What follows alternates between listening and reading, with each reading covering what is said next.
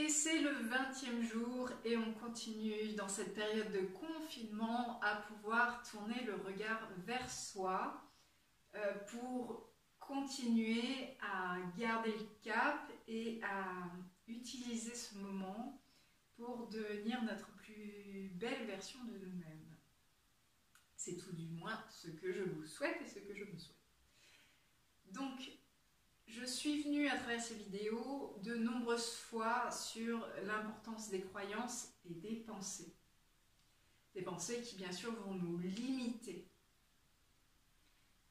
Aujourd'hui, j'ai envie d'aller encore un cran plus loin avec les résistances au changement.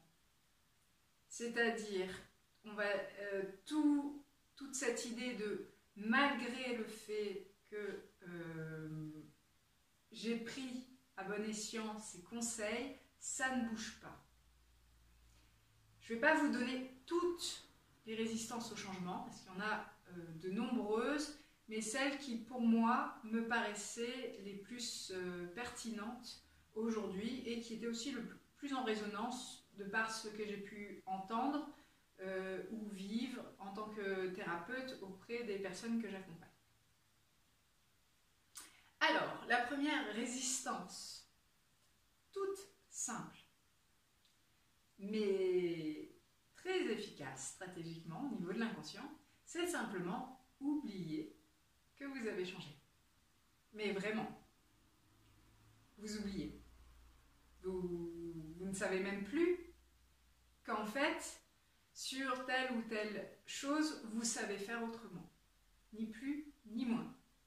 Là, dans les conseils qui peuvent exister, moi je sais que souvent je fais écrire aux personnes les changements, les points A, donc les points de départ, et les points B, pour qu'elles puissent constater par elles-mêmes qu'il y a des changements, pour qu'elles puissent à tout moment relire leur changement, pour qu'elles réactivent en fait le fait que effectivement elles ont bien changé. Parce que les croyances limitantes sont des habitudes et ont tendance à revenir automatiquement dans notre tête alors que notre comportement, lui, a changé, s'est modifié. Je reprends mon exemple d'hier.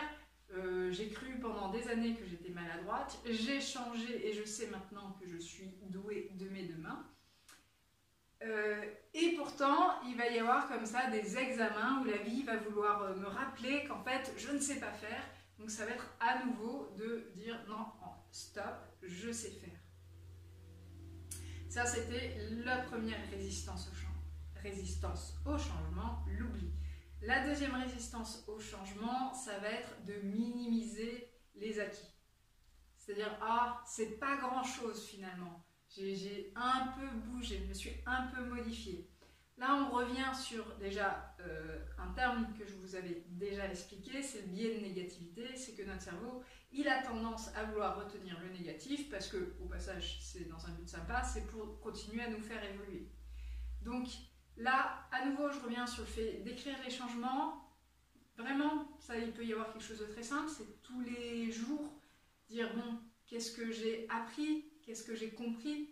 Qu'est-ce que j'ai fait et auprès duquel je peux me féliciter pour en fait enclencher cette autre mécanique de pensée positive qui est je sais changer, je change et petit à petit je fais de toute façon des grandes choses.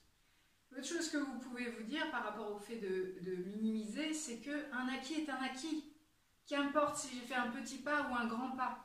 Une qualité que j'ai su développer avec mon enfant qui est un proche, c'est cette même qualité que je vais pouvoir aller replacer dans un contexte qui pourrait être plus angoissant pour moi, en public. Si cette qualité, je sais la décliner dans une situation, je sais la décliner dans une autre. Et prenez une autre croyance que moi j'aime bien, c'est qu'il n'existe pas de petits changements. Il n'existe pas de petits changements. Ou moi, ce que j'aime à dire dans cette phrase, l'Himalaya se mange à la petite cuillère. Voilà, C'est aussi, dans cette idée-là, il y a aussi que, de toute façon, par des petits pas, vous ne réveillez pas vos angoisses. Et donc, petit pas par petit pas serein, vous vous permettez d'avancer, de cheminer, de rebondir. La troisième chose qui peut exister comme résistance, c'est le doute.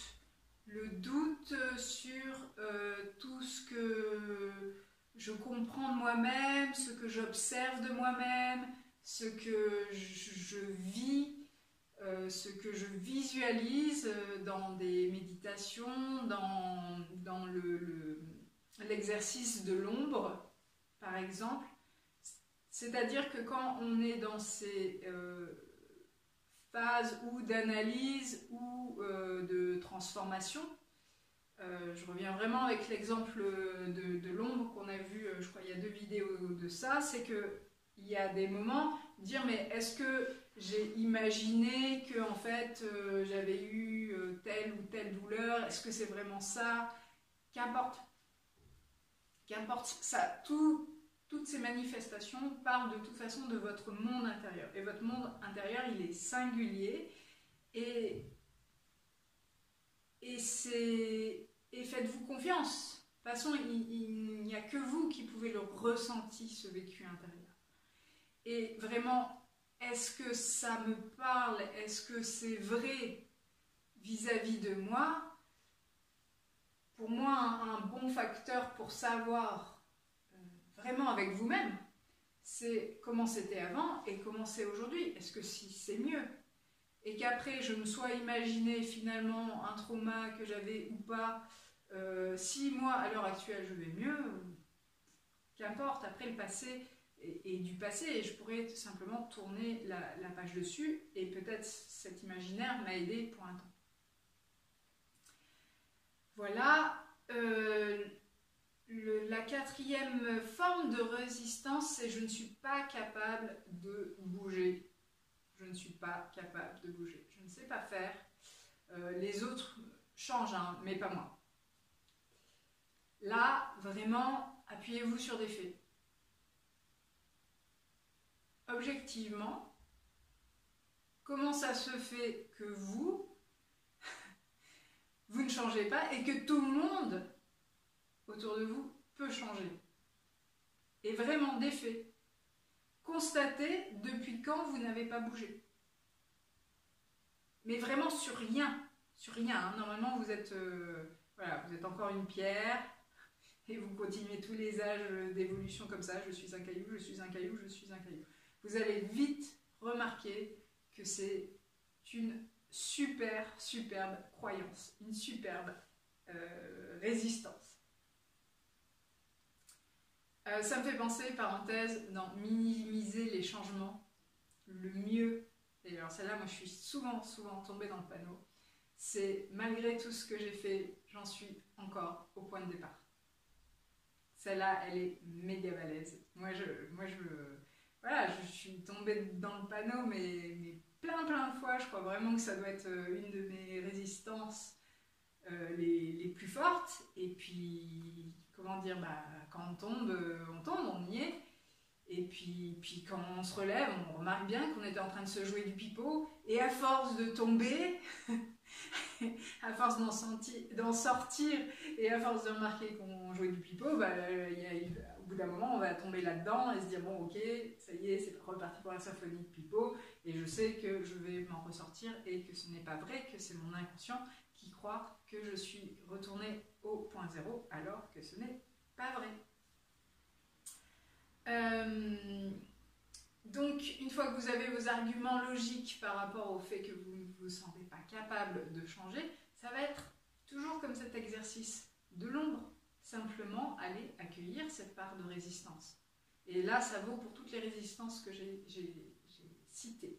La 5e résistance qui existe, qui est très forte, qui est vraiment très fréquente, c'est je vais m'occuper de moi, quoi. Je vais devenir égoïste. Alors moi, après, c'est la première chose, je ne sais j'espère vous le dire le plus humblement possible, mais c'est quelle qualité d'aide, de soins, de présence je vais apporter à l'autre si moi-même je n'ai pas pris soin de ma personne, si moi-même je n'ai pas enclenché le processus. Je ne dis pas être Bouddha, etc. Je dis juste si moi je n'ai pas regardé mes pardons, si je me lance aveuglement dans l'accompagnement de l'autre sans porter un regard vers moi, ça me pose vraiment question. A contrario, si j'ai enclenché le chemin, si je sais reconnaître mes parts d'ombre, si je sais, si j'ai appris à accompagner l'autre, parce que la première personne dont j'ai accouché et que j'ai accompagnée, c'est moi-même, qu'est-ce que vous allez pouvoir déployer auprès des autres? Voir ça dans l'autre sens, le jour où j'aurai suffisamment cheminé sur moi-même, quelle qualité je vais pouvoir donner aux autres. Moi, j'ai souvent peur un peu de cette phrase qui dit aimez-vous les uns les autres comme vous-même. Moi, des fois, quand je vois comment les gens ils s'aiment, je dis allez-y mollo hein, sur l'amour parce que franchement il y a pas mal de personnes qui freinent leur amour vis-à-vis d'eux-mêmes, et en même temps c'est en train de bien se développer aussi, donc continuez comme ça. Sur la question de la résistance par rapport aux autres, à l'égoïsme, il va y avoir l'idée aussi qu'est-ce que ça cache, si je me tourne toujours vers les autres plutôt que me tourner vers moi-même, est-ce que je sais simplement écouter mes besoins par exemple, qu'est-ce que je ne vais pas voir en m'occupant des autres, en tournant mon regard vers l'extérieur, qu'est-ce qui coince à l'intérieur pour que je ne puisse pas m'observer à cet endroit-là. Ça, c'était la 5e chose. La 7e et dernière, je clôturerai avec cette résistance, c'est ouais, mais moi, c'est pas grave. Oui, j'ai bien eu quelque chose, oui, non, mais c'est pas grave hein, par rapport aux autres. Ah non, mais par rapport aux autres. Alors, comme je dis, alors je suis désolée pour l'exemple, mais un des exemples les plus flippants, c'est sur de l'attouchement au viol chez les femmes que j'ai accompagnées. En gros, qu'importe, on va dire, la dose d'horreur qu'elles ont vécue, ça aurait pu être pire. Mais moi, ça va, hein, les autres, ça aurait pu être... Les autres, c'est pire.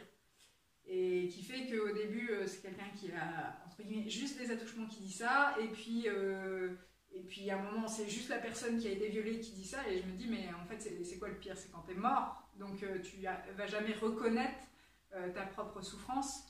Ça, c'était pour l'exemple un peu trash. Mais d'une autre manière, c'est un vécu est avant tout un vécu intérieur. Il peut y avoir quelque chose qui ne va pas être un trauma, on va dire, ou identifié par la société comme un trauma, mais qui peut être vécu à l'intérieur comme quelque chose de très structurant.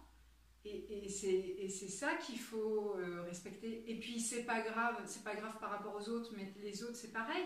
On ne connaît pas leur vécu intérieur. Moi j'ai accompagné des personnes qui, on va dire, au vu de la société, avaient des gros traumas et qui ont une capacité de résilience incroyable. Et quelqu'un d'autre qui va, on va dire, a le schéma typique des parents aimants, nanana, mais qui sur quelque chose qui, à leurs yeux d'adultes, paraissent être mineur, a été quelque chose de déstructurant dans l'enfance. Donc, le plus important là-dedans, c'est pourquoi je ne me donnerais pas le droit, en quoi je n'aurais pas je ne mérite pas de moi aussi m'accomplir de m'ôter de tous ces conditionnements. Pour moi, de mon point de vue, notre plus grand droit, c'est le droit à la... Un de nos plus grands droits, c'est le droit à la liberté. J'ai le droit d'être qui je suis, comme je suis. Qu'importe finalement les autres, du moment que, bien sûr, je les respecte. Et c'est pas parce que ce que j'ai vécu me semble plus minime que je n'ai pas pour autant le droit de déployer qui je suis réellement au plus profond de moi-même. Voilà. Je vous refais un petit tour. Donc les résistances, l'oubli, minimiser les changements, douter de ce qu'on vit, de ce qu'on perçoit, se sentir incapable de changer, se sentir égoïste, et enfin le fait que ce soit pas grave par rapport aux autres. Voilà, j'ai fait un grand tour de perspective. J'espère que certaines vont résonner avec vous et vous allez pouvoir vous interroger et surtout ouvrir les possibles. Hein. Parce que là, je constate, mais ce constat, c'est ensuite pour pouvoir l'accepter puis le transformer. Voilà, et ben c'est copieux comme menu. À demain.